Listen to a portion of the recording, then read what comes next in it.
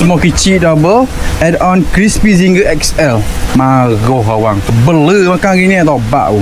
Penuh terus lunchbox orang. Kita dapat lagi order custom hari ni kawan.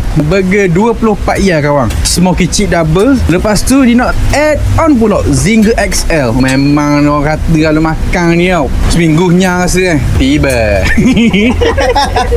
Macam biasa smoky cheese kita akan letak sos homemade. Ni patty smoky cheese kita patty ayam grill.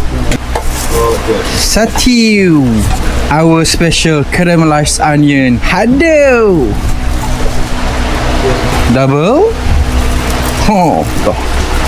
Jaga caramelized onion lagi. Tuan kawan, smoky cheese double ni dah tambah lagi zinger XL. Kita tambah pula patty crispy zinger XL. Ayam macam tak berapa nak puas hati. Tak puas hati setara ni so ni kita topak sikit. Baru lulus. Atas crispy zinger kita letak pula cheese keping. Kita tutup. Smoky cheese double, add on crispy zinger XL. Marah awang. Bela makan hari ni tau, bau. Air kepala. Dia nak set pula sekali dengan cheesy wedge. Atas wedge kita letak mayonis dan sos cheese. Penuh terus lunchbox orang. La ilaha illallah. Kalau gini harga dia RM24.